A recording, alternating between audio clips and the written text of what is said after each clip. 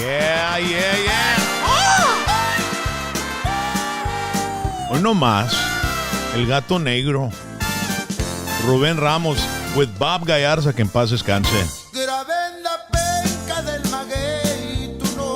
Rubén Ramos was actually the very first concert or dance actually that Nano Ramirez put together back in 1971. ¿Verdad, Nano? Actually, it was the second. The second? Yeah. Oh, I thought you had said it was the first. No, the first was October 17 with Carlos Miranda. Carlos Miranda, El Piquito de Oro. Piquito de Oro, yeah. Yeah, his son was on the show not long ago with Chris Perez, Carlito Miranda Jr. Absolutely. Yeah, man, fantastic. How you been? Oh, great, man. I can't believe it's 50 years. I can't either. Yeah, for the way you look, it looks like it's barely 20 years, bro.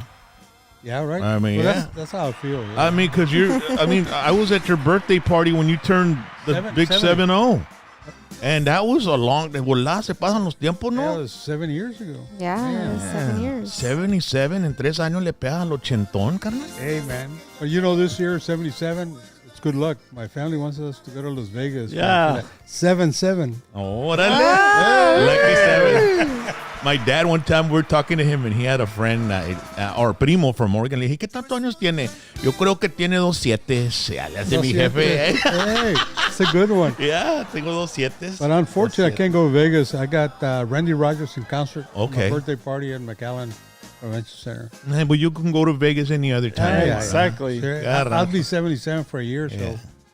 You have a whole 12 months to go. Hey, JR, Nano's son is here. JR, your dad, what does he like? Blackjack, poker? Does he do the gambling stuff in Vegas? Got a routine, but it's blackjack. Oh, yeah? And what's the secret of winning in blackjack? I mean... Patience. Patience? Patience. If blackjack is 21, ladies and gentlemen, right? You got to get 21. So you get 2 cards, and if you're close to 21. So if you play the first game and you put down $5, right? And you lose, how much are you going to put down the next play? It depends the cards, who's playing, how many are playing, and what's out. But are you going to put $5, or are you going to? I'll probably take if I lose, I start at $5 tables, and little by little, believe it or not, I've been able to build it up where I can start betting $20 or $30 for a hand. But it takes patience, you know. You can't get, just because you lose the first time, you're going to double up on the second time or the third time. Yeah. The first, maybe 10 deals, you got to take it slowly, $5. Well, I was told that greedy. you got to constantly double it up. I mean, like if you lose $5, then you put $10. If you lose $10, then you put $20. Well, if you lose $20, then you got to put $40, because that way, when you eventually win, you make all that money back instead of never being able to see the $5 if you just keep doing it $5. But I'd say by patience. The thing is, you got to feel the, the table, how the cards are flowing. Not that I'm able to read cards, but you can get the feel of how the table's going. Hey. So after about 5 or 6 or 7 deals, then even though they have to get a new deck of cards and so often, but it's a pretty. I've never ever in my life lost on blackjack. The only time I ever lost, you start building up your pile, you start winning, and already know that when you can go with $25 or $50 bets. And the first time my wife went with me, she went to the slot machines. Okay. And man, I already had, my technique, like JR was saying, I already had like 10 rows. If I lose, then at that point time, that's when I start dancing. When I lose, I'll double up, triple up. And a couple of times my wife would come and says, I need some more chips. And take the chips. Mess me llegó up. la loser. Ya llegó la loser, no gana. Nomás anda So messed up my technique, my what I do. So that's the only time I ever lost. Blackjack. Thank you, honey. Yeah. You've had a lot of great artists in the 70s. You had you're gonna have Mo Bandy, Joe Stampley there at your festival, at your anniversary on the Friday night. We'll tell you all that it's gonna be fantastic. It's a 3-day event, and we're gonna be celebrating Nano Ramirez's 50 years in the concert industry. And he's bringing back some artists that were there at the very beginning, and they're still around. Mo Bandy, Joe Stampley, and then John Conley. That's the country night, and then plus Easton Corbin. We'll tell you more about it. It's gonna. Well, you know what? Let's just go ahead and do it. Right, the country night is, like I said, Easton Corbin. All right, Mo Bandy, All right. Joe Stampley, John Conley, and Pat Green. That's on the 21st. That's a week from from tomorrow, actually. A week from tomorrow. And then on Saturday, it's Tejano because, he had a lot of amazing Tejano. He started with Tejano dances and ended up going into rock and country and all that. And then he continued with the Tejano events and the Tejano dancers. And he's going to have the second person he ever booked for a dance, Ruben Ramos. And then Latin Breed from the 70s and 80s. Those guys were on top of the hill. David Ligarza, Los Musicales. Those guys used to pack in La Villarreal in the 90s. Jaime Dianda and Sereno. Just a whole bunch of great bands. And that's going to be on Saturday. And then on Sunday, since NANO'S had so many rock concerts in his history, we're going to do a tribute to rock and metal.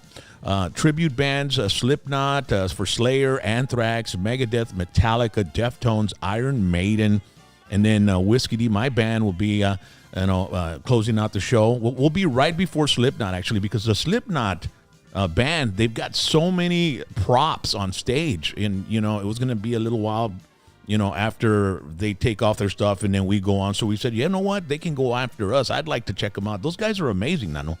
They're fantastic. So if you want to get tickets for that, and I highly recommend you do, because this is a once-in-a-lifetime type of event, because how many 50-year anniversaries for any concert promoter has there ever been? I have no idea. I've never heard of any. I think Nano is probably the only one, the very first one in 50 years, bro. Consistency. So you can get your tickets at it's ateamconcerts.com. Okay, ateamconcerts.com. You need to go on there today and get your tickets. Is there a pass that'll take you in all 3 days, Nano, or is it going to be? Yeah, each day. Each day? Buy tickets each day. Okay, you buy tickets for each day. So well, the good thing about Saturday and Sunday, on Friday, it's a stand by itself concert. You have to buy tickets for the general admission, the pit, and all the reserved seating. The Saturday and Sunday, when you come into, it's under the Palm Fest concert. I'm being honored through the Palm Fest. Fiesta de Palmas. Fiesta de Palmas. And you have to pay a $10 admission. That $10 admission takes you to the concert. But if you want reserved seating in the front with the table, we'll sell you tables. We got all the concessions. Then you have to buy a reserved ticket or a reserved table through Ticketmaster. Yeah. But $10 get you in and check out the show. Check out the general show. admission, all that good stuff. Yeah, it's going to be fantastic. And so I was going back to the poker thing, because I went to Nano's house for the very first time. I've known Nano for like 40 years. And I had never been to your house. And I showed up and, I went over there to pick up the deposit for the band. He said, Nano, you're the only one that asked me for a deposit. You're the only one. Tú eres el único que me estás colectando, carnal. No queremos camaradas. So no, but it said I like to take care of the guys, prior to us playing and stuff and like that, and in case some natural disaster happens or whatever, and it doesn't happen, I still pay my guys out of the deposit. So because I have other bands, and if they don't book, they book with me. They don't book with the other band. How that goes. All right. Yeah. He's like, yeah. So I got to cheese with that. Hey, you're lucky you're not dealing with my wife, Nano. Oh, shoot. I know. Ella quiere todo el balance. Va a querer el balance el día antes que nos subamos al stage, carnal. Esta tita pesada. Yeah. Es una Sharon Osbourne, carnal. Yeah, you're the only one I allow him to do business with, directly, right? Yeah. You really are. Yeah. And I can charge you whatever, my wife won't give me those eyes, those death eyes, you know what I mean? But anyway, so when I was walking around Nano's house, he invited me into his office, and it was like walking in a time capsule. If you want to see his inside of his office, I put up a video on Monday, and you can check it out. Or it was last Friday. I'm sorry, it was last Friday. Yes. So it's in our video library here on #PBT. So then he took me out behind his house, and it's an amazing area, patio, and then there's like a cliff that goes into a lake, and and then there's Christmas Pretty. lights. It was very serene, real Aw. nice over there. And Love that. but I couldn't help but think like of the I wonder if Nano ever had parties here after parties with the artists and Mo Bandy and Waylon Jennings and all these people, Well- and poker games. You were talking about blackjack. I said, were there ever any all night blackjack games there with the artists or what? What's going on? Well, unfortunately, when the concerts are done with, the artists usually leave. So I've always had the intent to invite them, but there has never been time. Mm-hmm. And parties, yeah, we've had a lot of quinceañeras, wedding anniversaries and birthday parties and political gatherings. Mm-hmm. But the house, the way you saw it, it's taken 40 years to get, that neighborhood. Back 40 years ago, our the street door in front of the house was a gravel. Mm-hmm. And we were only 4 houses. JR and I used to go into our backyard and shoot our shotgun and our rifles. Era como rancho. And now we're surrounded. We're a neighborhood. Mm-hmm. So it's taken 40 years to get. And when they ask me, what are you going to do when you retire? So, my own home. Mm-hmm. I think it's a. Who's the biggest artist that you were that ever went to your house? Did you ever invite any of them to your house, or did anybody go ever to your house? Or Yeah, Abraham Quintanilla. oh, Abraham Quintanilla. When Okay. Abraham first played or brought Selena to la Villarreal, my father couldn't go to the concert because we were having some activities at my house, and my father was there. And Abraham Quintanilla, when he used to play with the Dinos, his band, they used to play top 40 songs. I remember going from high school to the Civic Center to see those Dinos play top 40 music. Mm-hmm. When Abraham wanted to transfer into going to the Tejano scene, he went to go see a composer out of Corpus Christi, Johnny Herrera. Okay. At the time, he was the main composer for a bunch of the Tejano bands. And thanks to Johnny, he says, there's a company in McAllen, Nano Ramirez, which is my father, has Falcon Records, and go check him out. So Abraham went, visited with my father. This is while I was in the Navy. And when my father said, I just contracted Los Dinos for the first Tejano albums. So I said, oh my God, I used to go to the dances, used to be one of those. Since I was a musician, We're a I had fan. a band, I was a fan. So they wound up recording their very first 3 Tejano albums. They were in our family business label, Falcon Records. Yeah. So when I was finally fortunate enough to book Selena, Abraham came down, so I brought him over to the house and visited with the family and my father. Yeah. They were reminiscing about those good old days. Yeah. When he got started. Can you at imagine? Tejano, man. He's past 80 right now. It's about 83, something like that, right? Yeah. I see him once in a while. I go to Corpus Christi. The last time I was there, JR, unfortunately, he's got multiple sclerosis, got to go for treatments. He had to go to Corpus. So one time, he picked me up, Abraham, went to the office studios, and while we were talking, a box was delivered. And he opened up the box, and it was the first vinyl album of Dreaming of You. Oh, Right? wow. Oh, wow. And he opens it up, and I'm going to give you the very first album that I've given. You're going to be the first one that's going to have an album of Selena, that vinyl. That's when vinyl started coming back again. Yeah. That was about 2 years ago. Mm-hmm. And I looked at the pictures. Well, thank you, Abraham, and I've got it there at the house. And that picture, the cover, kind of looked familiar. And since you witnessed, man, I got thousands of T-shirts from basically not too many Tejano bands, because I was taking the Tejano bands for granted. Because, you're all my personal friends, but the rock bands and the country bands, of course, they're kind of unique. So And the Tejano bands really didn't peddle too much merch. I I think mean, they had one shirt maybe or something like that. But those concerts that I used to go to, there was like 5 different types of shirts and all that kind of stuff. So I remember, I started looking for the only T-shirt that Selena ever gave me at her very last concert at the Villarreal, February the 3rd, I'll never forget, 1995. I went looking, I found the T-shirt, and it's the same T-shirt picture of her as the album cover. I got it displayed. I think I showed it. You to showed you. it to me. And then I got that album and T-shirt. Man, it gives me chills. I know, dude. Wow, man. Ladies and gentlemen, I haven't even done the introduction. It is hashtag PVT Thursday Night Live. Woo! And as you can see, we're already on a roll, man. Yes. It's brought to you by Dr. T's Primary Care for Men and Women. You need some testosterone, you give my friends a call, man. These guys are the ones that do it, and they do it professionally. 1-855-771-1650. DrTees.com. Learn more about hormone replacement therapy, weight loss therapy, IV vitamin infusion, and peptide therapy, all designed to help you feel great and healthier again. Hey, man, bring back that quality of life. You want to go out, have fun. You want to go to a 3-day festival like we're having next weekend. You need to have that energy, right? You need to have that energy. And if you're slow on that energy or low on it, you go talk to Dr. T's Primary Care for Men. And last night we had Jesse Turner here, and he's like super happy. We introduced him to Dr. T, and he's one of their patients and clients, and he's very happy with their work. As a matter of fact, when he hurt his back before Rio Grande City, he called up Dr. T's, and they took care of him, and he was able to perform still. So it was fantastic, and we appreciate Dr. T's Primary Care for Men and Women. Also want to thank the lovely Nelda Trevino. She's an attorney, Trevino Law Firm. She has the legal experience you need for car crashes, work injuries, slip and fall, 18-wheeler and motorcycle accidents, wrongful death.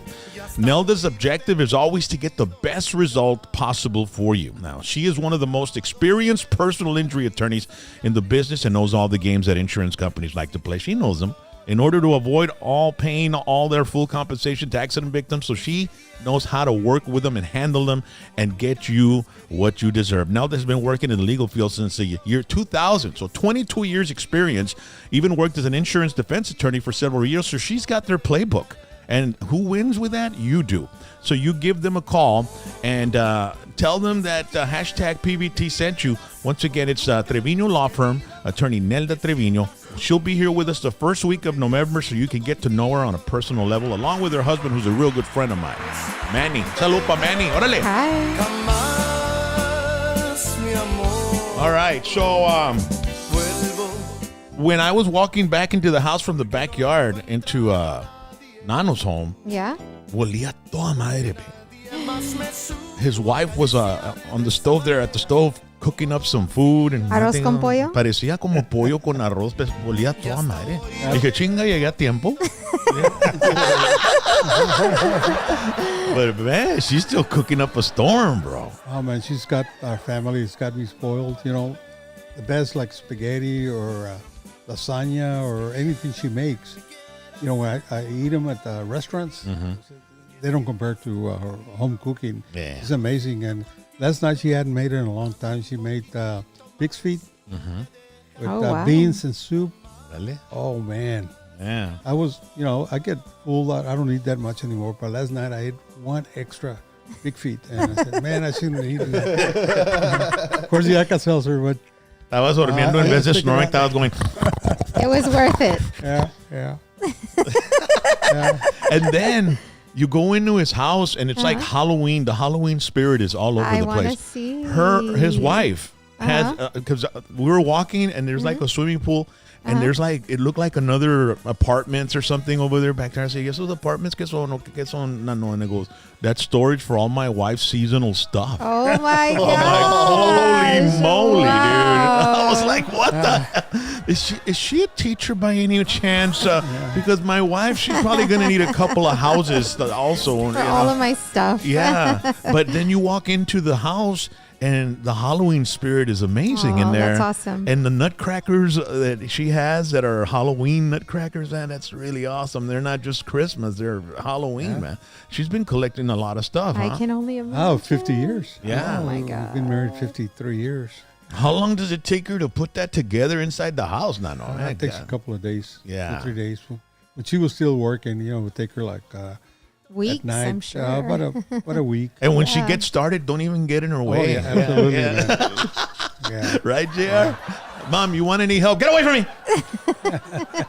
Well, she has a Christmas tree, and every season she decorates the Christmas tree with whatever season it is. Halloween right now, it's all. So it's up all year. Yeah. Yeah. Si tienes el Christmas tree up todo el año, eres Yep. rica, vato, Well, eres rica.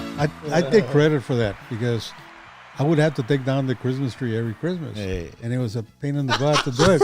So I came up with hey, just leave it there and decorate it for every season. Oh, okay. Yeah. So my the tree stays there. Yeah. That's Never moves. smart. That was, That's a great idea. puro reverse psychology. Todo. Asústame Oh one my time. gosh. So, man, no, so how does it feel being 50 years in the concert industry, man? Man, he flew. I can't believe it. It's been a fantastic ride. You know what more that I appreciate is, and I said this when I got inducted into the Tejano Music Roots, that I got to live and experience the evolution of Tejano. When I started with Tejano dances, where it's a big band sound. Latin Breed, Little Joe, Sani, Joe Bravo, Carlos Agustin Ramirez, Carlos Miranda. They all had horn sections. Yeah, that's what I loved. That's what got me into I Tejano. love that stuff, man. And then, I got to see the evolution where Mas came in and ruled. 1980, 79, right? La Mafia, La Sombra, Mas. And then here comes local kid, Roberto Pulido, and country fights, the Onda Tejana with Emilio Navaira. Yeah. And then, of course, the new sounds, international sound, when Selena came into the picture. So that's a big evolution there in 50 years. You were part of it all. All of it, man. Yeah. Very beginning, so I'm kind of blessed. Jesse Turner was here last night, and he went to Paulino Bernal's funeral. Yeah. And he has a picture. He took a picture of himself with Oscar Gonzalez from La Mafia. And so first he told Oscar, hey, take a picture of me here in the funeral. So he took a picture. And then he said, hey, let's me and you take a picture. And then some lady said, I'll take the picture. And then the lady says, get in the picture. So Joe Lopez got there. So Jesse has a picture of Joe Lopez and Oscar Gonzalez in the same picture. And I don't know, but back in the day, they would say that there was a big rivalry between those two bands. Did you ever have to deal with them when they played the same night? Any type of story you got from? Absolutely. They never wanted to play together, ever. So I was able to get them together to do the showdown of the two bands. Yeah. And it was fantastic. The Mafia fans were there, Mas fans there. Sold out crowd, turned people away. And no problems. And then I booked them for about 6 months later to do the second showdown. But in between that time period, they say, hey, it's working out pretty well. Let's go to in Laredo. So they did the same thing in Laredo, but they had some kind of a fight between the bands.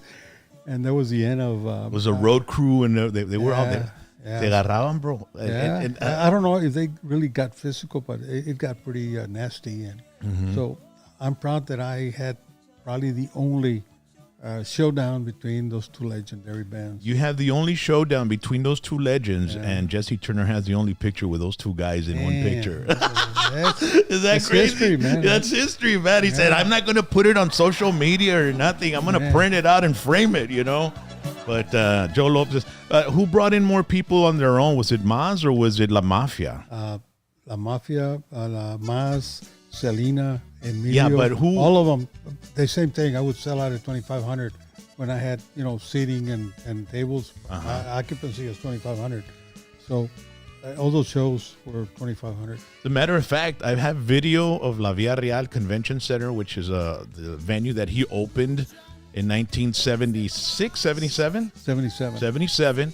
And he opened due to the fact that he was renting the Civic Center from the city of McAllen. And back then, their commission and all that, they were playing hardball with him, and they wouldn't let him, or they would take his, cancel his show because they wanted to do some sort of a city commission meeting or something, right? Well, what really happened is that happened a couple of times. I got upset. Like I already had booked like Little Joe used to sell at the Civic Center, and they canceled me out the same week because they were going to have a city gathering, which only about 30 people showed up that night for that thing, and here I got messed up. So it all started, but then the ringer was that for New Year's Eve, for Christmas, you had to put in bids, sealed bids, and different organizations or other bands would bid to have their Christmas or New Year's Eve dance. So I was there for about the first, I was there for 6 years. And on the fifth year, there was a wannabe promoter, and he was Anglo, and he was running the concessions at Civic Center. So we both put the bid. And, of course, the experience of bids, you always do the round numbers, 1,500 or 2,000. Or so what I did is I went 15. I knew that I used to pay 1,000. He's going to go 1,500. So I went 1,501. And they opened up the bids, and I won the bids. Oh, wow. And then they turned me down because they said that this other person could bring in a better crowd than the crowds. More wholesome. And the thing is, we both had the same band, country rolling band that was going to play, but they give it for over $1. Yeah. So I fought it. I was going to make a big deal. I was going to hold a press conference. So they came back and gave me the contract. Mm-hmm. But that right there sealed I said, that sealed hey, your man. decision that I'm going to have I got to get my own place. Yeah. I was already in my back on my mind. And you built it from the ground up, ¿verdad? Yeah, absolutely. 90 days. We did groundbreaking ceremonies. 90 days to the date. We had the first event. December the 3rd, 1977, with the country rolling band. Well, I have video of La Villarreal for all of you from all over the United States of America that are wondering what that venue looked like or what it was like inside. I have a video that, should we play it right now? Well, you know what? Before we play it, I want to go to Jax because Jax is handling the chat zone, and I'm sure there's a lot of people hanging out with us, man, because this is an awesome interview with Nano Ramirez celebrating 50 years in the concert industry. And going to Chad's is brought to you by Don Juan Boots. He's been making custom-made boots, belts, and hats and other leather goods for many years. Don Juan is the best in the business. This guy, I personally have boots from Don Juan. Look at those. What up? Víbora de Cascada. Jax, those would look amazing on you, bro. On stage. I really want to go and I want to get my hashtag PVT discount. Yeah, bro, look at that. That's venomous or whatever skin you want. Look at that. Color. And I want them for the motorcycle. Yeah. The ones you have with the thing at the bottom. The biker boots with snake. Yeah, I got some biker boots that he made for me. Don Juan Boots. TikTok is Don Juan Boots RGV. Instagram, Don Juan Boots RGV. Facebook at Don Juan Boots USA. You can contact them with any questions at 956-781-3194. They've got work boots. If you're in law enforcement, look, you could put the law enforcement patch or badge on the boots, and they look amazing, man. Look at that. And, of course, look at that. He can make any design on the boots. This guy has two different designs on one boot. It's Dia de los Muertos, and then he's got the borracho, and around it says, si saben cómo me pongo, pa' que me invitan, ¿verdad? And then Jack's boots, those other boots come out around that. Y me la van a tener que dar. No, but you know what? The beautiful thing about that place is the smell. When you walk in there, it smells amazing. I love that place. But yeah, earlier when you guys were talking about La Mas and La Mafia, Sergio Gonzalez had asked that question in the chat zone, so I wanted to give him a shout out because you guys beat him to the punch. And hello everybody, I'm Jax Phoenix. Welcome to hashtag PVT.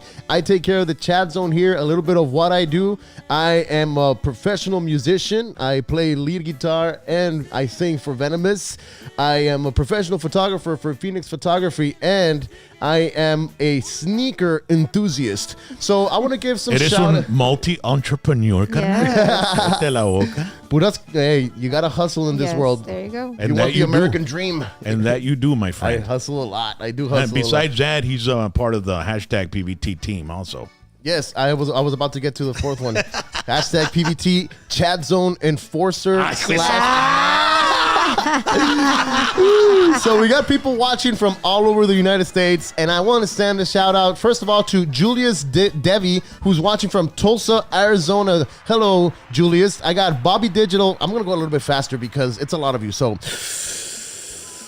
Bobby Digital from San Antonio, saludos. Jerry Rodriguez, que andaba tragando, saludos. Ya creo que ya acabaste de tragar. Mike Cantu from Willacy County, is he watching? Oh yeah, he said he put a little casita emoji. Are you in county or where are you? Well, Está en casita. Okay. George Perez from Oklahoma City. WYO Cruz from Jordanton, Texas. Sal in the house, San Antonio. David Santos, South Padre Island. Luis Osuna from Leander. We got Krabby Krabs. He's drinking a caguama. He's watching from Lubbock, Texas. Hello. Noe Garza. He's watching from McAllen. Lucio Turner watching from West Loco, Texas. Son todos los locos del Valley. Cómo no. Saludos hasta West Loco. Selena Tafoya. Saludos para Grandma Chema. Steve Rodriguez, GM Plant in Arlington, Texas. El vato anda jalando y está watchando hashtag PVT. I hope you don't get in trouble, bro. Y luego tenemos a Roman Murrieta Sr. watching from T-Town, Tulsa, Arizona. Hey, we got a lot of people from Arizona. And then we have David Santos with a question for Nano. Órale, what's the question? Got a question for Nano. He says, what are your most memorable moments in La Villarreal? And we got several more questions. So Man, I don't have one. I mean, I got like 20 or 30. Not even the one with Cheap Trick.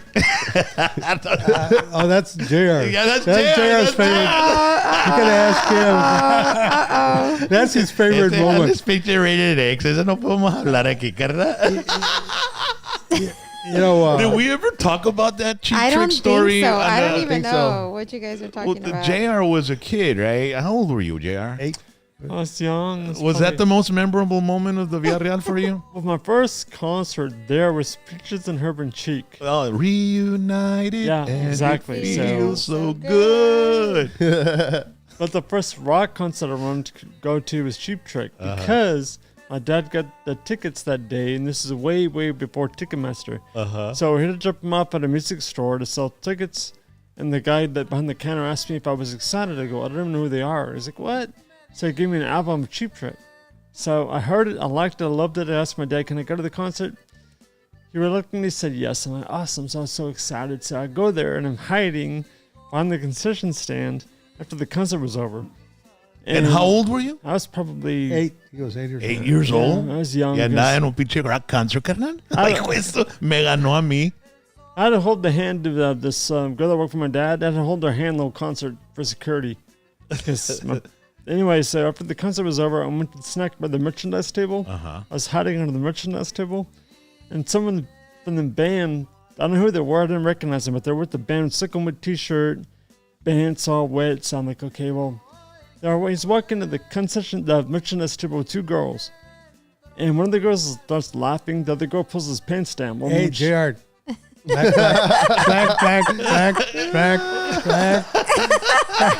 Córtale, mi chavo. Hey, you gotta ask UCJR, tell you what happened, or ask me. Yeah, we can't talk about it. No, man. No quieres hablar de ese año, bro. Come on, bro. Nano's turning red. Hey, man. Ya son 50 years que le pelas No, la it had nothing to do with torre. it.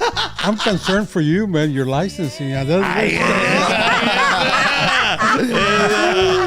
I'm over here pushing him to tell me the story, and Nano's concerned about me.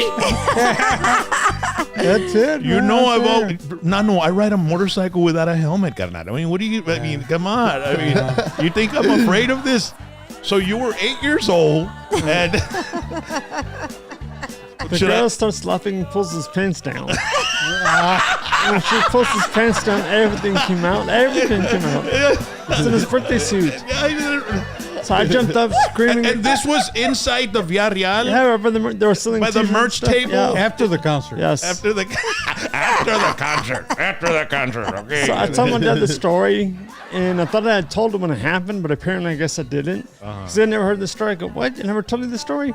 Yeah, the girl pulled down the guy's pants and everything came out. And I was like, what?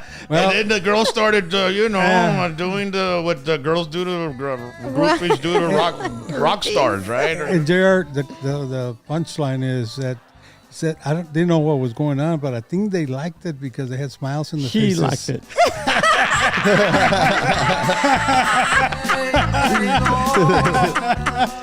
And then Nano said, "Don't tell your mother." Tell your mother. Well, I just finished writing a book that's going to be published soon, but he said, yeah, exactly. Don't tell your mom. If you would have told your mom, she would have never, ever let me take you to a concert again. Yeah, no, I wouldn't have said nothing either, man. Sure. I mean, can you imagine, Jax, if your dad was a big concert promoter bringing down Motley Crue and Guns N' Roses and all those guys? Can you Man. imagine, dude? That's the life. I mean, I'd be worse off than I am today. Oh, I'd yeah. be like crazy. I mean, like all the debauchery and all the decadence from all those rock bands. All those backstage moments, I guess that counts as a memorable moment. Thank you, David Santos, for your question. I want to send a shout out to Ivan Cardona that he's recovering from knee surgery, and he says, I'm watching you guys, and you guys are cheering me up. So, saludos, Ivan. I hope you get better very soon. And also, Big D, who just got out of work. And I have another question here for Nano. And it's from South Texas Jeeps, and he says, who was the worst artist to deal with? I think that's a very good one. Yeah, I got him on top of my list. Larry Gatlin from the Gatlin Brothers. See? ¿Qué pasó con ese vato? Well, it was more his attitude. Every rock band, even like a George Strait or Garth Brooks, whatever, they're all nice, down-to-earth guys. But I remember the Gatlin brothers had just had the big hit called All the Gold in California. And the place was packed, the Villarreal. And for those concerts, I would put all tables, Las Vegas style seating, and there was dancing or standing at the very end of the building where the concessions were. And I remember the band came out, the three brothers, the Gatlin brothers, and people, stood up and clapping and all excited, to receive the Gatlin brothers. And they performed the first two songs. They were kind of fast songs. And then for the third song, people sat down because it was going to be a ballad. And what they were singing the ballad, and everybody sitting down dancing. At the very back, you're talking about 200 feet away. There's about 5 or 6 couples that were standing and dancing. The guy stops the concert and says, "We are the greatest singers in the world. And did you guys come to dance or listen to the music? When you guys decide what you want to do, we'll come back." They walked off stage. And then they came back, people started booing. And, the atmosphere of the fans were, was a downer. No. And then, but before the show, backstage, I would go see like Jerry Lee Lewis, the Beach Boys, Julio Iglesias, Enrique Iglesias, Luis Miguel, Juan Gabriel, all friendly, right? Larry Gatlin, man, like he had a chip on his shoulder, You must have had a bad day or something. Personally, and the funny thing about it is that his brother Rudy was married to a girl, I don't know if they're still married, from McAllen, Hispanic Guerra. Yeah, so that kind of surprised me about, disappointed on his attitude. I remember going to see Megadeth. And it was the first time you ever brought him down. I think it was Peace Sells and Who's Buying tour. And that turned into some chaos, too. I don't know what they did on stage, but everybody started, booing them and then spitting at them. They got off stage early. And I think he said something derogatory about Hispanics, and Dave Mustaine. Because I was there, but I don't quite remember to where I can verbatim say, what Dave said. And I remember them getting off, and then everybody started walking towards the concessions, and I stuck around the stage, and I could hear them destroying the backstage. And then a friend of mine, Shyman, Mike Shyman, he comes out. He's one of the guys that interviewed the Metallica guys in the back of the Villarreal. He comes out, and he's like, "Man, dude, they're pissed, bro." And I'm like, "Wow." So did you whatever happened? What was? Yeah, I can't remember. You don't remember that? Nope. The only one I remember was Ted Nugent. He also said something about Mexicans and whatever. And a lot of my friends came over and said, "Hey, we're going to kick his butt after the concert." So I had to get security and everything after the concert to kind of secure Ted Nugent from being assaulted. Was it Abraham Quintanilla that wanted to assault Ted Nugent? The reason I'm saying that is because Abraham's probably one of the only artists or managers of a band that ended up in jail from the Villarreal, no? Yeah, I got the story on the book, and it's funny because Selena, after her performance, would always come out to the crowd and greet him and take pictures and whatever. This particular night, she was feeling under the weather. Abraham came out, told the crowd, "Hey, she can't come out because she's feeling under the weather," and everybody basically understood except this one guy. He started telling explicit words to Selena about Selena. So Abraham was there, of course. And was this in the entrance of the Villarreal, or was it backstage? Oh, it was backstage. Because that's where Selena would come out and greet everybody. So the guy was getting completely ugly verbal, and he got too close to Quintanilla when Quintanilla went and slapped the guy, right? Slapped him. And of course, he goes and calls the McAllen PD to file an assault complaint. And I didn't know, I was already in the office. I didn't know that had happened. So I'm in the office, and here comes a friend of mine, cop, comes over, knocks on the door, says, "Nano, what? Mr. Quintanilla wants to talk to you." So, where is he? He's been arrested. He's in the outside. He wants to talk to you. So I go outside, the window's down, and he's got his hands behind his back, handcuffed. I said, "Abraham, what the hell? What did you do?" Can you imagine? But I only slapped him. That's all I did. He was insulting, Selena, and told me the whole story. Says, the guy doesn't want to drop the charges. You're going to have to take him to jail. So I told Abraham, "Okay, I'm going to go pick you up. I'm going to wait for me over there." So I went to the bus and told the family, his wife and Selena and Suzette and AB. And they said, "Come on, Nano, you're kidding me." "No, it really happened, yes." they were laughing on the floor. They couldn't believe it, Abraham, right? So I go to the PD and I go out there and we all try to negotiate. You know, it's Abraham Quintanilla. The guy says, "Look, okay, just get me a Selena autograph, and I'll drop the charges." So the guy said, "Okay, I'll give you an autograph picture, no problem." Came back, and I took him to the bus. He said, "Really, Abraham? Really? Selena, believe it or not, she was on the floor rolling over in laughter. Yeah. Dad, really, Dad?" Then the punchline about that is that the guy filed a lawsuit against Abraham like 3 months later. Una feria. Yeah. Yeah. And for the slap, Yeah. supposedly. Yeah. And of course, he got thrown out of court. See. Thrown out of court. Yeah, I remember I was interviewing Abraham on the radio, and Carlos Guzman shows up, you know, because he was hearing the interview out there, right? So, and he gets on the mic, he goes, "Let me tell you one thing. This guy right here, he loves to fight." He goes, like, he loves to fight. He would go just to fight, you know. And I was like, wow, you know. So he was there in rowdy, Mr. Abraham Quintanilla back in the day, you know. Oh, yeah. Yeah, but boy, man, the video I've got, ladies and gentlemen, that I'm going to show everybody is, you know, I had the honor of, you know, emceeing a lot of shows at La Villarreal and attending a lot of shows. But I also had the honor of performing on stage at La Villarreal with my band. And back then, it was kind of crazy. This is like 1993. What years did the Dallas Cowboys win the Super Bowl? 93, 94, 96, something like that, right? Yep. Yeah. Yeah, so this was, I think, 93. And we were opening up for Quiet Riot. And, well, I was with the band Blind Justice. That was my band. And I was also hosting a show that was in 16 markets called Puro Tejano. If you see all those interviews with Selena on YouTube with me, that was a show called Puro Tejano. So I was in good with the producers. They liked me. They liked the way I did the show. So I told them, "Hey, man, this is a big show for us. Can you bring the cameras over and film the band? You know, I'd really appreciate that." And back then, ladies and gentlemen, these cameras, we're talking, they were $50,000. I mean, they were big cameras, so they were expensive.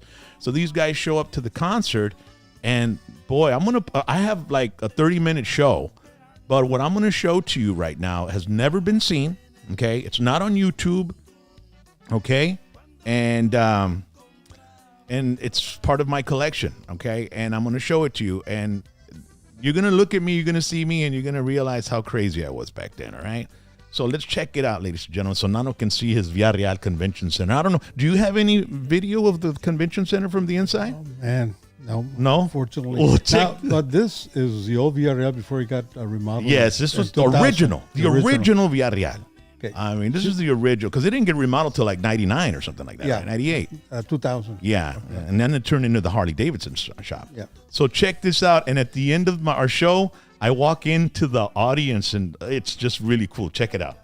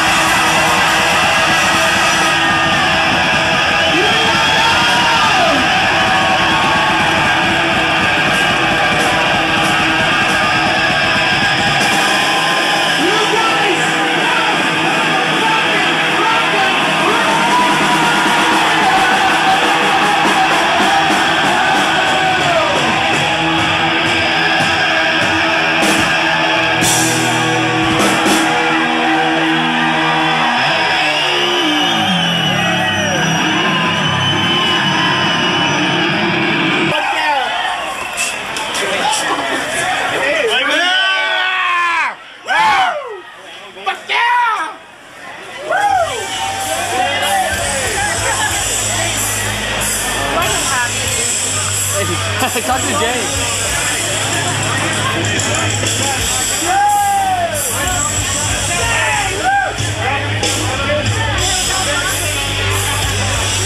Hey, we're gonna go to Club X. You gotta take your stuff.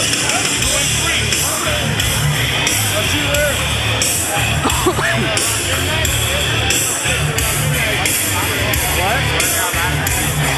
Emma?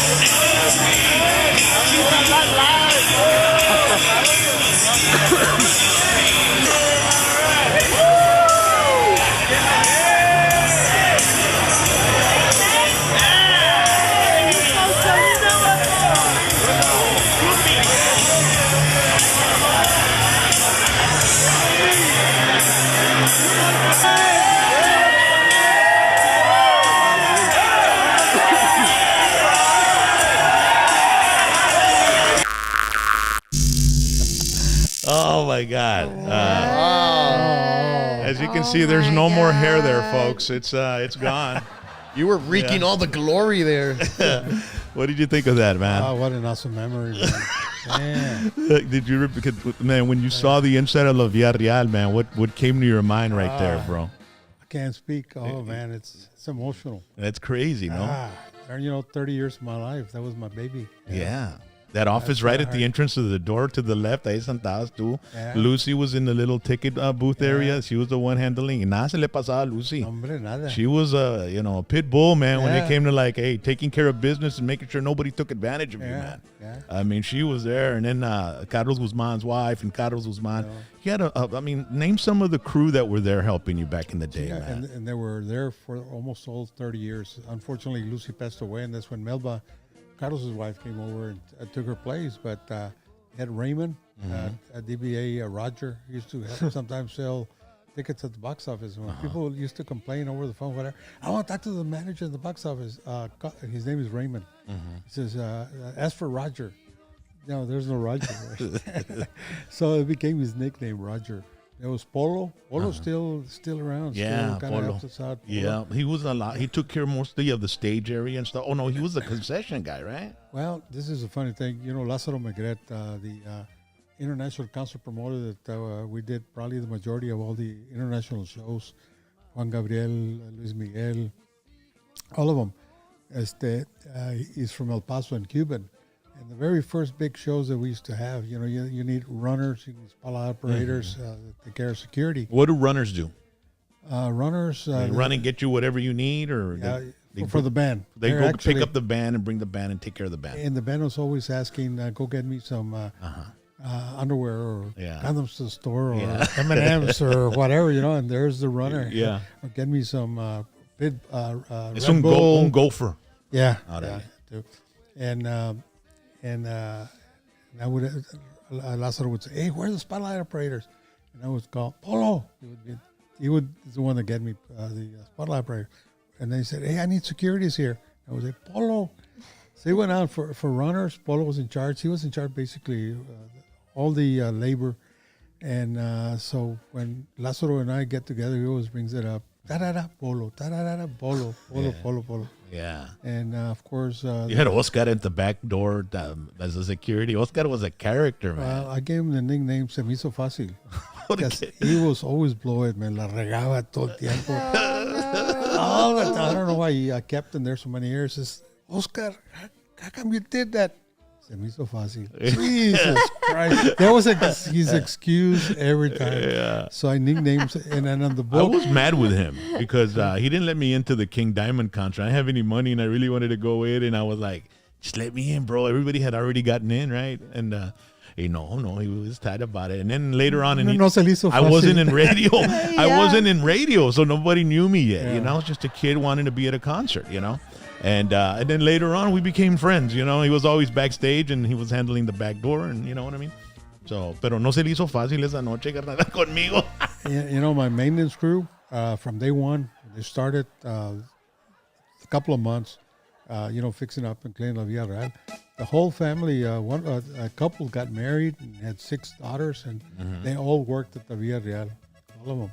Wow. The whole family. La familia Mancha también un saludo para ella, and Ramiro. I think Ram was Ram Polo's brother. I have a very funny story of Ram, and it was when you had remodeled. I think it was you had the bar. You had a bar in the lobby area. Yeah, that's you because remodeled. before it was inside the venue, and then you put it out here. You remodeled it. You put it out here. And I went around to get a drink because you started selling mixed drinks, and you hadn't done that because it was specifically beer, and you could bring you would sell setups, and people could bring their bottle in and stuff like that. And so I went in and I told Ramiro, "Hey, ¿qué puedo? Dame una Jack and Coke, carnal." The Jack was there in the bottle, like, dame una Jack and Coke, double Jack and Coke, carnal, órale. And then I'm talking over here con un camarada, and then I turn around and I get the drink and I take a drink. I go, "Hey, jale unos Jack, carnal." And then Ramiro looks at me and goes, ¿Cómo sabes? Because I know how Jack tastes, bro. This isn't Jack. What the hell is it? It's just the whiskey de Willie Nelson, carnal. De Willie Nelson. And I go, why are you giving me Willie Nelson whiskey? And he goes, es que aquí tocó la otra noche y quedaron chingo de cajas. And Nano said, hey, just get it rid of it. Let's get rid of it. Si te piden Jack and Coke, échales ese mugrero. So did you have a lot of bottles left over from Willie Nelson's whiskey or something? Yeah, probably about 10 bottles. 10 bottles? Yeah, man. It was a souvenir, I would have taken the bottle, pero nomás me dieron un shot así. Me lo vendieron por $4 or $5. ¿Entiendes? Back then it was like $4. But we could have sold you the bottle. You would have asked. Pues I wasn't really, I guess, I don't know. I should have asked. Yeah. Now everybody's got bottles, and Iron Maiden has beer, and, you know, imagine having Willie Nelson's, Willie Nelson's bottle. So yeah, Ramiro was there, and you had a big crew that was there for a long time, man.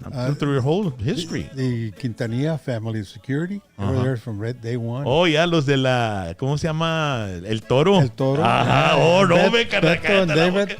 Yeah, Beto and David. Beto Quintanilla se llamaba. Quintanilla, Yeah, salud para Beto y David y toda la familia Quintanilla. Man, I used to hang out with those guys and go to the bars, and para cuando andaban el pedo. Pero ya no. And then Jim Melhart Music were... Que en paz descanse, Jim, he just man. died. I went to his was funeral at your- service. He was at your birthday party, right? Yeah. Yeah, he was one of the roasters. Very good friends for over 50 years. He did almost all from day one, all the sound and lights at the Villarreal. Then he did the 10 years I was at the Far Event Center. He did all in-house sound and lights. I used him basically for all my concerts. And unfortunately, he passed away, to me, young. Yeah. You know.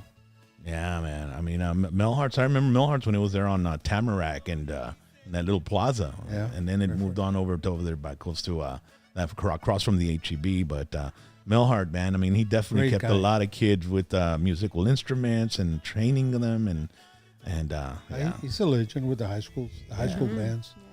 I used to call him Smiley because he's always had a smile on his face. Yeah. No, hombre, he was a NASCAR driver, actually. Yeah. He was a race car driver. Wow. He knew Bobby Labonte from Corpus, and he had pictures of him in the cars and everything. Because in he his was from office. Corpus, so that's how they knew each other. Yeah. Wow, man. Ladies and gentlemen, we have Nano Ramirez here celebrating 50 years. He's going to have a concert 3 days, and we'll tell you more about it in just a bit. Right now, we're going to go to Jack's Phoenix. He's got a chat. He's taking care of the chat. It's brought to you by Chorizo de HH, local family brand. Same great taste you grew up with. Leaner, less fat than others. Not just for breakfast. It's got nice kick, not too spicy. The aroma it gives. Look at this. Mira, están haciendo como una pizza con chorizo. I don't know if your wife's ever tried this, Nano. goodness, look at Pero you put it in the oven, and then it's chorizo de HH, and then you bring it out, and It's like choriqueso on bread. It's absolutely amazing. We need to try that. Imagine we doing a do.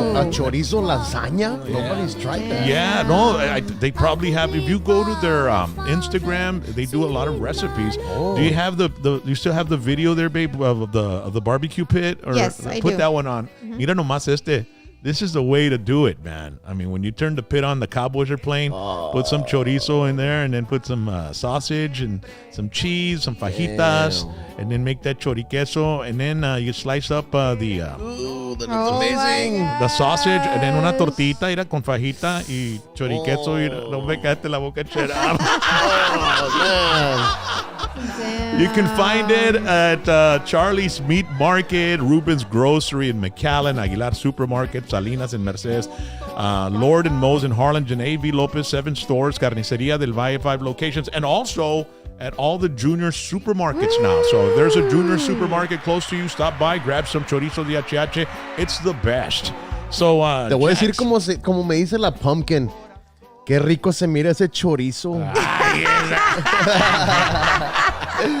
Woo! All right, so first of all, I want to send a happy birthday to Rufus Trevino. Happy birthday, Rufus! Happy birthday, I hope Rufus. you're having a good time right now. And if you're watching the show, shout out to you, my brother, and share, so everybody can see that we sent you a shout out on your birthday. All right, so I got another shout out here for Juan Garza, who's watching from South Dallas. Saluditos, compadrito, for Mario Galvan. I want to send a shout out to Mario Galvan because he's watching from Minnesota, and he says that right now it's at 31 degrees. What? Right? It's Damn. cold. Oh my gosh. Le dije, oye, con eso no se para ni el corazón con ese frío. Y luego we got Ramiro Maldonado Jr., who says he's watching from Memphis, Texas. Saludos para la familia Maldonado. We got another birthday. From where is the birthday? Oh yeah. I lost it. How do I know that? Oh yeah.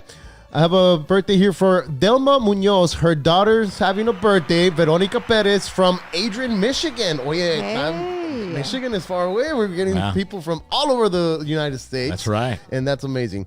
We also have Alfredo Rios, who's watching from Conroe, Texas. And we have a couple questions.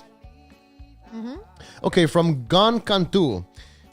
He says that he paused episode 12 of El Rey to watch the show Puro Rock and Roll. And he says, what band just had to come back because of the atmosphere? And they always came back to La Villarreal because they loved the place. Well, it's a great story. And it happened to be Luis Miguel, of all people, right? Wow! Oh my God, I love Luis Miguel. And this is the way it happened. I sold out two shows back to back. Originally, I brought Luis Miguel when he was 18 years old, back in the early 80s. And then I had him when he became the superstar he was. There was not a building big enough to host Luis Miguel. So before the Villarreal got remodeled, so I did him at South Padre Island. Then finally in 2001, I had the privilege again to bring him down. And at that point, we were sold out. The management team came in. The production people pulls up like at 8 o'clock in the morning to start setting up sound lights. And the tour production manager says, he looks at the place, he says, when Luis comes in here and sees this place, he's going to turn around and go back to San Antonio. So how do you think the rest of my day went? You know? ¿Qué dijiste tú? You probably said, ¿este vato se la cree en Gatlin o qué? Well, I'm going to tell you the kicker, the whole deal.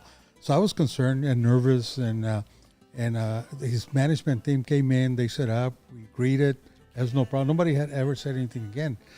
But, it's still back on my mind. When he arrives, he's not going to get in. He's not going to perform at this. He's calling it like a rundown building, warehouse. Yeah.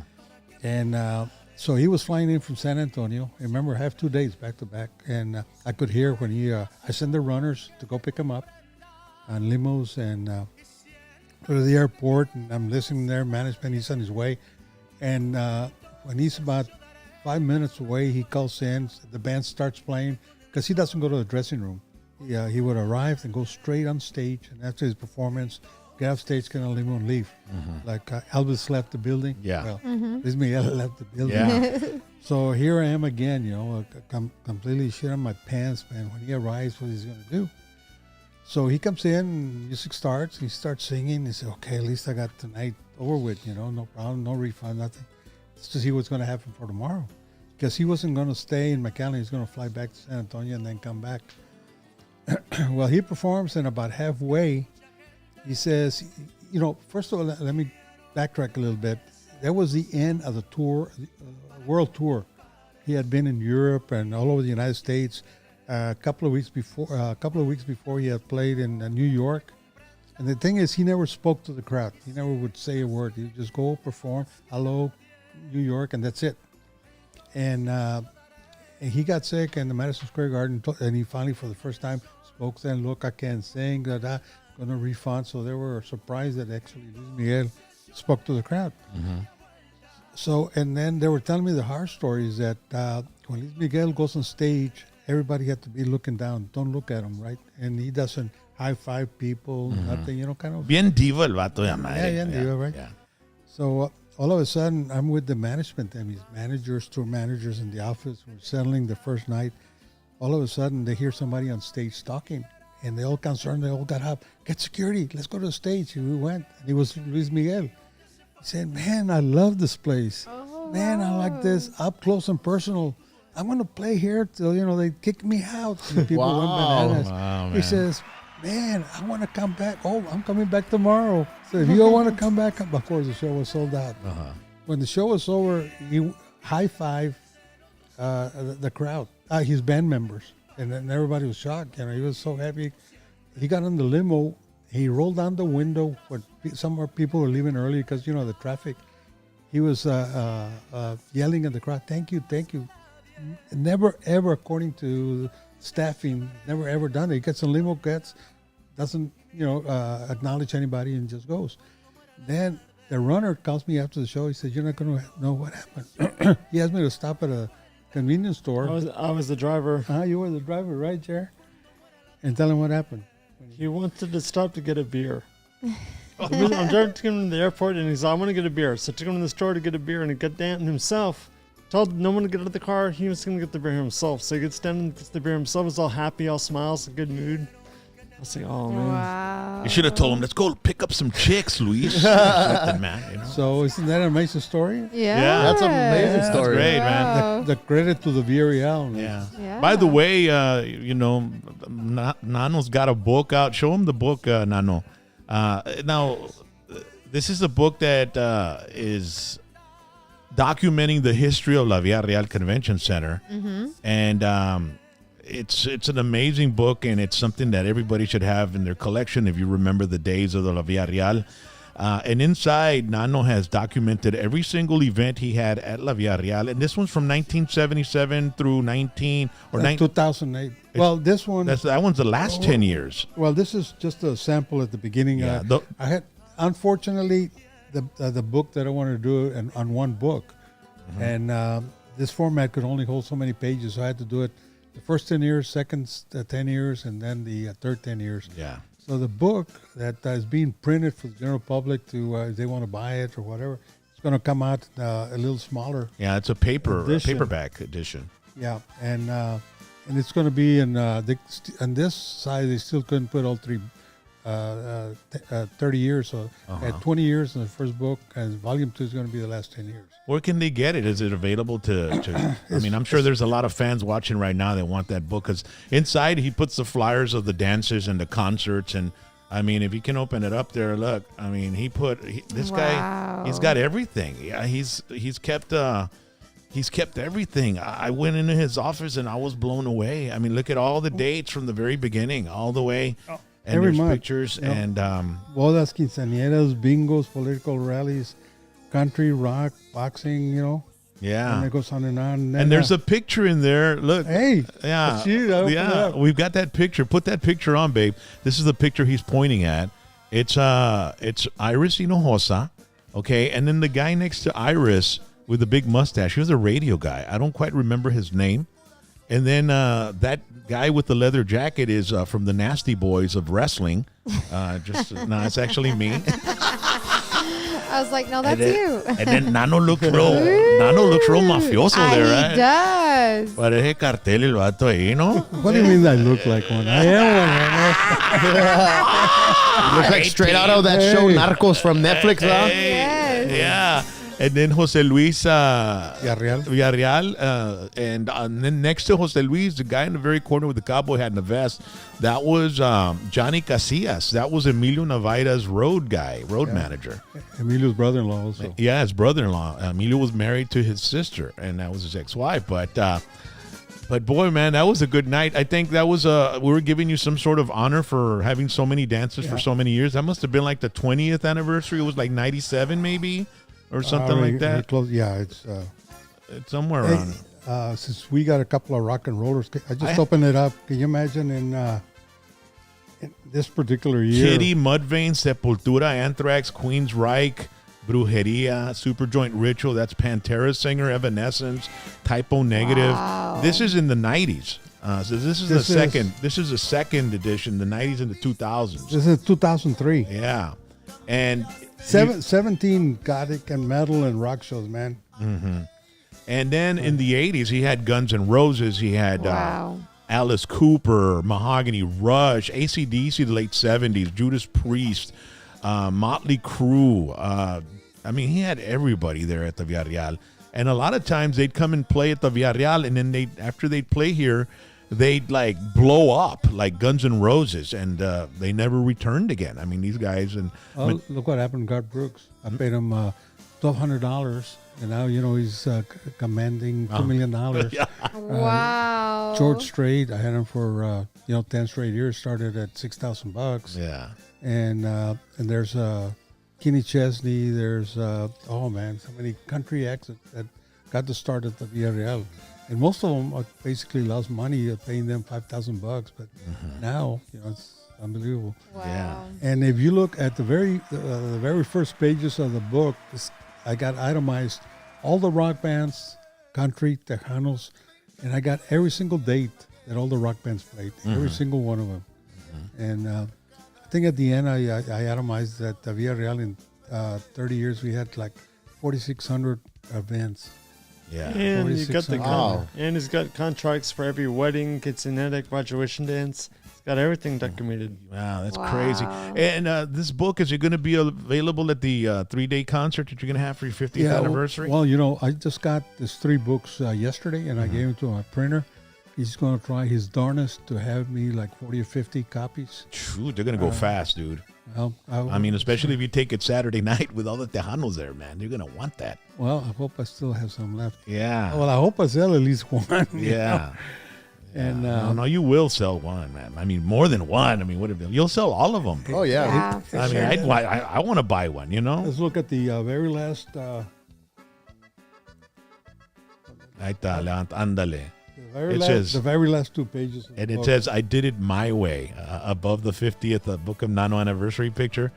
And Wow. by the way, he invited me to write something up as well, and I should be on the book, I think, right? Yeah, it's on the other. It's in the other book? It's on the other book. It's on page 69. Yeah. And, I had a picture of it. We should have put it on so you could check it out, ladies and gentlemen. But I have the honor of being on that book as well and talking about my memories of La Villarreal Convention Center, which I appreciate Nano for letting me, giving me the opportunity to be on that book, man. It's fantastic. Sure.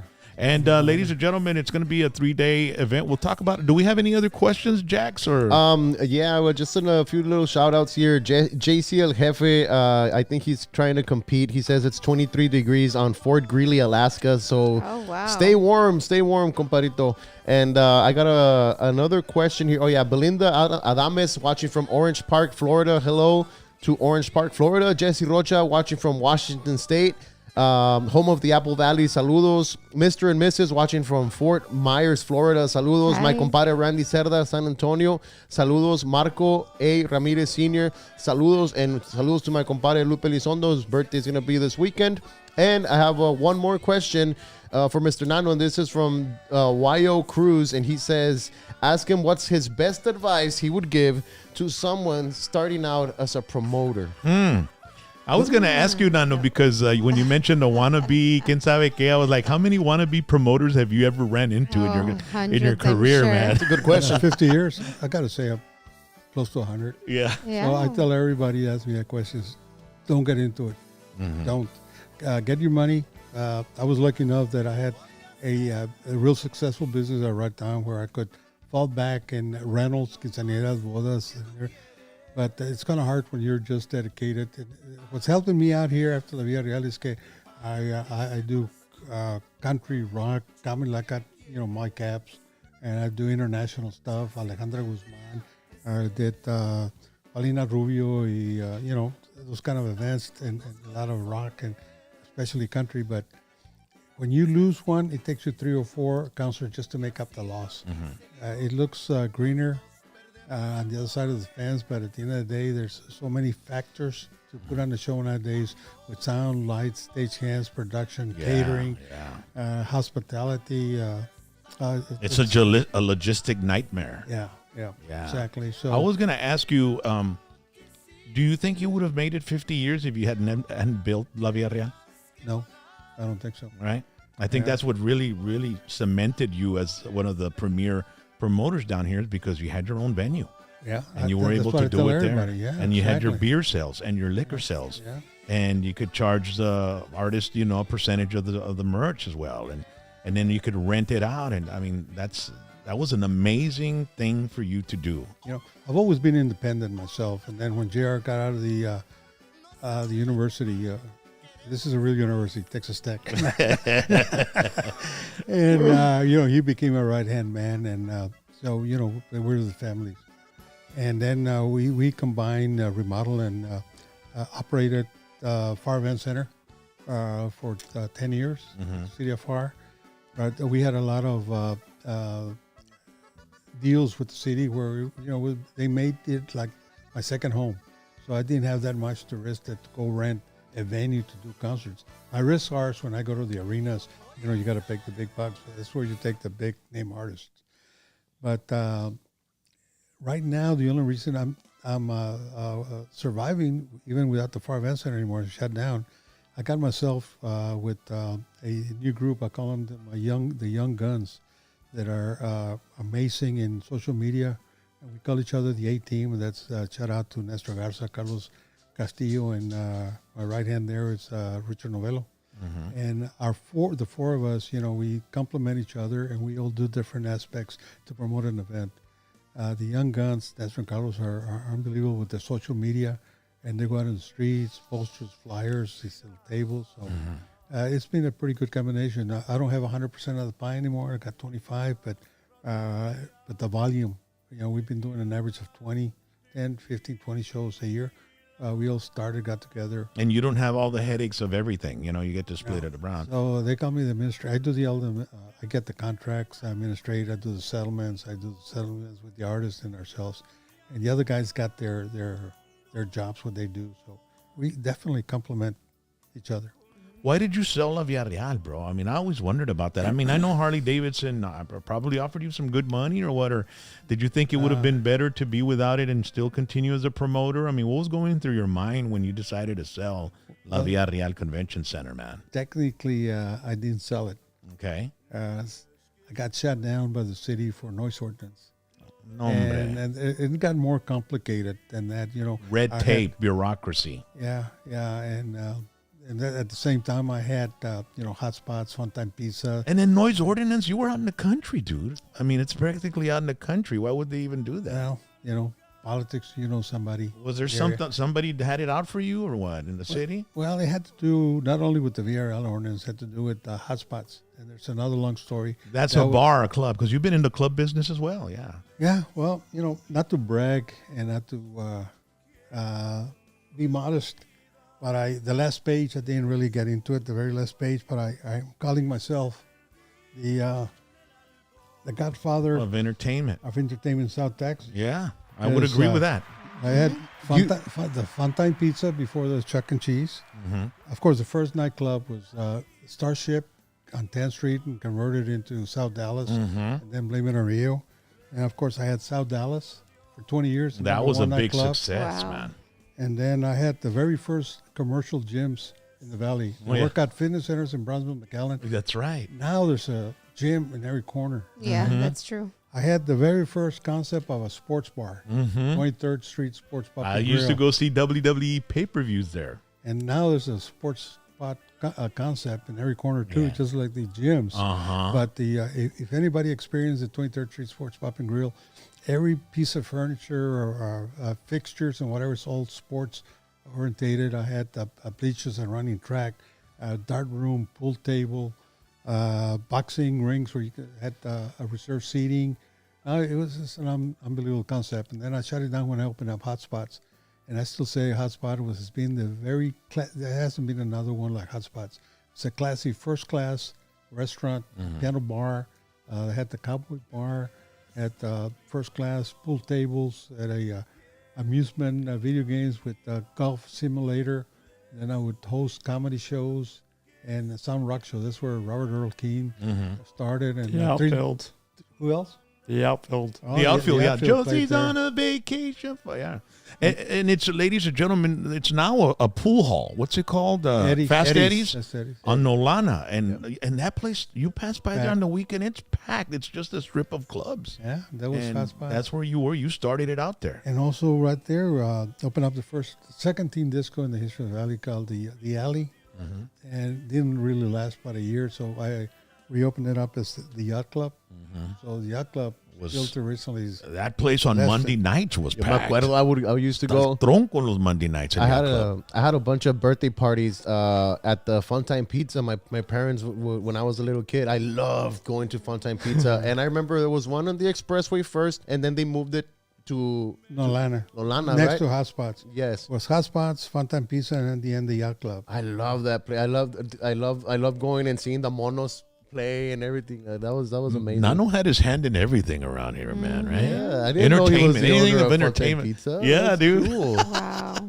Yeah, man. You know, modesty aside, I don't think nobody's ever done entertainment complex the way of what I did. You know. Yeah. Are you a millionaire? Are you a millionaire? No, you don't have to answer that question. Why not?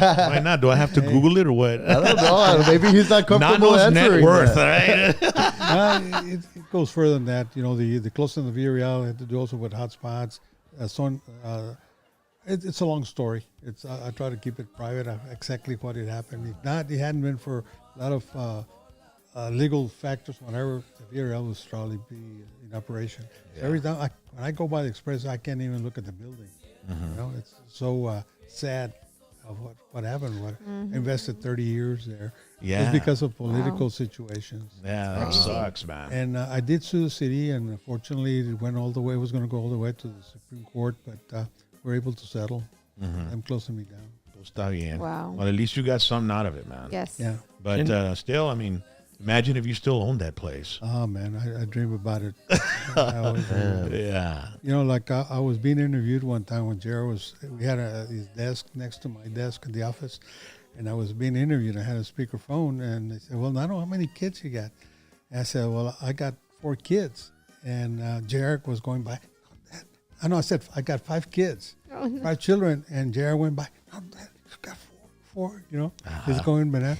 Yeah, I had, you know, my youngest daughter, my oldest daughter, and then another daughter, and then JR, and then La Villarreal, and Clarissa. I've always considered La Villarreal Yeah, as one of your children. my children before my youngest daughter was born. Can you imagine that, bro? And hey, Dad. Yeah. You got to tell them the story about the security guard in the wrestling match. That's a funny story. It's a funny story. You know, wrestling. You know, it's Los Banerics, Los VIE. yeah, the Banderics, Andrew the Giant. Uh-huh. And there was going to be a match between an Argentinian and a Mexican. And it was going to get ugly. The Argentina was going to be insulting. The majority of the crowd was Mexicans, you know. Era un rudo. So, you know, we got the securities that were going to be in each corner, especially in that bout. Got to the office and explained, look, this guy's going to be saying that. Don't get upset. Don't get involved. Take care of the crowd because the crowd's going to get rowdy. They might, you know, hit the ring. Said, okay, everybody understood. You all understand? Okay.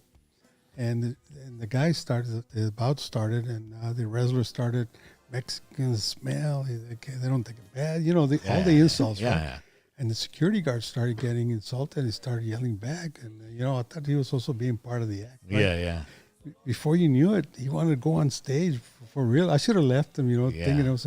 We had to get the other security guards to get him, control and get him to the office. I He said, it didn't we goodness. tell you? He said, yeah, but he was insulting us. And but I said, God, he didn't understand, And he was good at acting. I mean, for him to have, because there's some wrestlers that they go in there and they have to get the crowd mad, because they're the bad guy. That was. And not everybody can do it as well as you get the others. heel. Yeah, he was a heel. Wow, man. Yeah. That was fun. Yeah, that's always fun. No, hombre. Ladies and gentlemen, there's going to be an awesome, amazing event. Before we get to the events, we want to thank Top Floor Cars, a classic dealership. Man, they've got some classic cars located at 301 South Market Street in Brenham. They used to be at 2404 Chapel Hill. They moved because they needed more room for consignments. So they're at 301 South Market Street in Brenham. Look at that 1971 Chevelle SS, man. Fantastic. That would have been a great vehicle for you, Nano, since it's 50 years that you've been celebrating it. Look, that's a 50-year-old car right there, man. Imagine Nano driving that vehicle, man. Llegando al concert así, llevarlo, caerte shed up, ASUSTAME one time. Tony and Carlos, they know all about these classic cars. 979-337 is the number, or 337-1006 is the number. Their classic cars and trucks have sold worldwide, from Germany to Australia and all over the United States of America. You can follow them at Facebook at Top Floor Cars, Instagram at Top Floor Cars Brenham, YouTube at Top Floor Cars, and the website, which is where you see everything like this 1966 Chevy Nova. Look at this beautiful car. It is freaking awesome. It's my birth year, so look at that. It's fantastic. It's beautiful. The rims, the tires, está enterito el carro, man. Wow. TopFloorCars.com. Check out all their inventory, and they will deliver your classic car. These guys are amazing. Brenham, Texas, originally from the Rio Grande Valley, they're from Donna, Texas, y también allá de Primera. Un saludo para todos los de Primera, donde vive la Becky Lee Meza in that area, ¿verdad? Combs, Primera. Brutos los carros esos. Brutos, bro. 1971, which is Nano's year for when he started, and 1966, my birth year, man. We got two vehicles right there that are awesome. So, Fiesta de Palmas 2022, ladies and gentlemen, celebrating 50 years of Nano Ramirez, and we're going to be honoring him. Friday night, Easton Corbin, Pat Green, John Conley, Joe Stampley, and Mo Bandy, as you can see on your screen. Saturday night, Ruben Ramos, Latin Breed, Jaime Dianda, Los Musicales, Sereno, and your host, Carlos Guzman. And then on Sunday, it's Rock Night. It's Whiskey D and tributes to Slipknot, Slayer, Megadeth, Metallica, and Iron Maiden. Tickets at www.ateamconcerts.com. Get your tickets while they last. There's going to be plenty of tickets because it's an outdoor festival. Right. So no lo vas a llenar. Se va a poner hasta las manitas, and make sure to go and try to go to all 3 days. I mean, and like you said, $10 Saturday and Sunday to get in, and it's general admission. You still get to see the music. Now on the country night, you'll have to buy a separate ticket to get into the country, right? And then on Thursday, October 27th, well, actually October 26th, Wednesday night, Chingo Bling will be here in the studios, okay? And then the next day, we're going to be part of the Get Out the Vote 2022 with Texas Ag Commissioner Sid Miller. It's going to be happening at the Valencia Event Center, McAllen, Texas. You can get your tickets at Ticketmaster.com. And let me tell you, it's going to be an amazing event. I got a table for 10, as a matter of fact. And we've got 5 already taken, so we're going to see who else we can. Maybe we'll give out a couple of chairs as well, right? Mm-hmm. And then in November, Thanksgiving weekend, Mike Epps is going to be at Payne Arena, right? On November 26th. November 26th, Black Friday. Black Friday. Yeah, you got a black comedian on Black Friday, right? That's great. Yeah. Good little concept there. So Mike Epps is hilarious, man. The last time I saw him, it was fantastic. We got some seats for that. We're going to be checking it out. And then Judas Priest after that on a Monday, right? Is it on a Monday? Saturday, the next day, I got my birthday celebration with Randy Rogers Band. Okay. And then. And where's that going to be at? They're at the same place we're hosting those 3 concerts, McAllen. Okay, McAllen Convention Center. What we call Under the Stars concert series. Okay. And then on Monday, so we have Judas Priest. I got to be to the Judas Priest. I have to get there. It's going to be fantastic. Hey, but in November 4th, It's almost sold out. Get your tickets fast. We got Parker McAllen at the Bird Ackman Arena. Oh, man, he's amazing. Great actor. We got 6,000 tickets already sold. Orale, man. Fantastic. Hey, so if you want to find out about any concerts coming up, they just go to ateamconcerts.com and all the list of all the concerts you've got coming up will be there, right? Yeah. Orale. We're putting another event. We're just going to announce tomorrow. It's going to be the TNT Fest. Okay. Which you're going to be performing the taco. Oh, taco and tequila, yeah. I hadn't told you that. It just happened today. We're moving it from the Hidalgo to Edinburgh. Okay. They're hosting that food. Yeah, at the food truck park. That's where it's going to be. ¿Y cuándo quieres que vaya y te llegue por el depósito? Ya que estás aquí.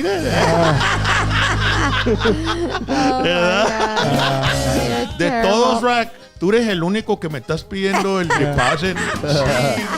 Y viniste desde McAllen hasta acá, a mi casa.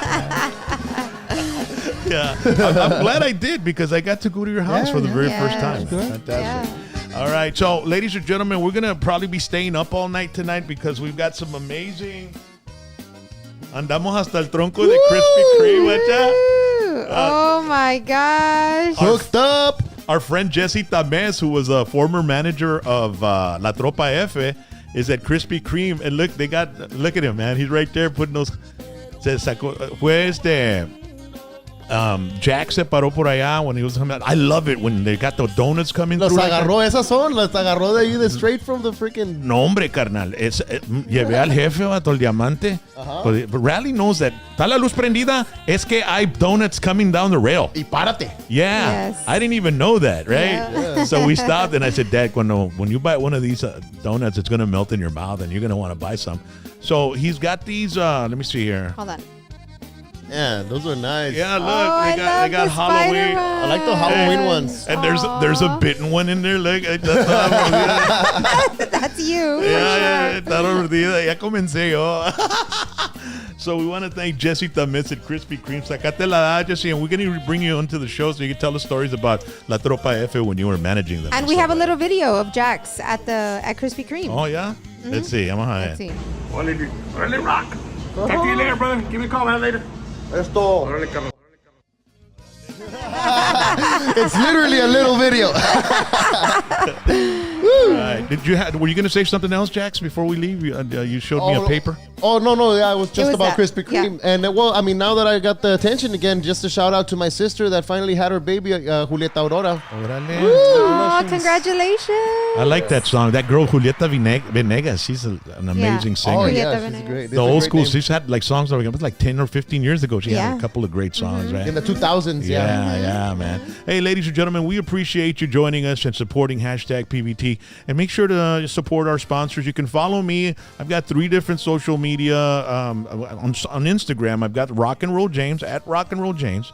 And then I've got at #PVT. So you can follow stuff about the show.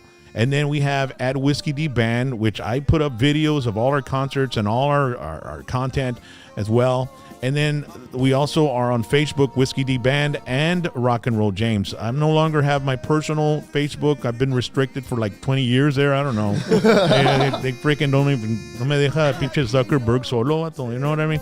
But the RocknRollJames fan page, I'm doing really good on that. And then on TikTok, you can follow me at RocknRollJames 2020, okay? And we'll be putting up all kinds of information about the show, and we'll be putting up content about the event that's happening in a couple of weekends. Not this weekend, but next weekend, and the weather's going to be absolutely beautiful. It's going to be a 3-day festival, Fiesta de Palmas 2020, celebrating 50 years honoring Nano Ramirez, who was here tonight, and you heard straight from his, mouth that some great stories of the history of the Villarreal. Nano, I appreciate you coming, man. Thanks a lot, like always, Rock. But before I leave, a shout out to my family who are listening to the show, to the wife of 53 years, and then we were together 5 years. So, man, that was his 58 together. Wow. What a blessing. Yeah, ¿Cómo te ha aguantado? No, it's amazing. Then my daughter, my oldest daughter, Linda Bell, and with my favorite son-in-law, but he's the only one. Es el favorito. That's why he's a favorite. Es el consentido. Yeah, Linda Bell and Ryan, and then my youngest daughter, politically inclined, big time, Clarissa. ¿Cómo que politically inclined? Okay. Oh man, she's really Politically political active. Active. There you go. See? Thanks for the On words. which side or what? I don't want to be thrown out of the house yet. So. Oh, She's on the other side, Rock. yeah? She's woke. Is she woke? No. All right. And her boyfriend, Walter. So Okay. Shout out to them. Okay. Well, hey, and JR. And my granddaughter. Yes. Oh, sí, her- que La her- consentida. Her Sweet 16, dijiste, ¿verdad? Yeah. No, You know, the the, 15. Quinceañera. Save the date, and then you know where it's going to be. I couldn't remember, and you just mentioned it, Valencia. Oh, yeah, it's going to be there. Ooh, está cerquitas, babe. We're going to go. Yes, we will. All right. Remember, if you don't have a photographer, Phoenix Photography in the house. Shameless plug. Ahí está. Yeah. All right, Nano, thank you so much. JR, thank you for coming by. course. All right, ladies and gentlemen, next Tuesday we're going to be here again live, and then on Wednesday we have Brianna, and then we're going to have an amazing show on Thursday as well. 3 days a week, 3 weeks a month. That's what we do. Want to thank all our sponsors, and we had a wonderful week. Thank you, Jesse Turner, yesterday, and the Yaki Animal Rescue that came on Tuesday night as well. So you all have a nice evening. Okay, nos vemos. Everybody wave at the cameras. Hasta la otra. Asústame one time. Make sure to like, subscribe, and share, damn it.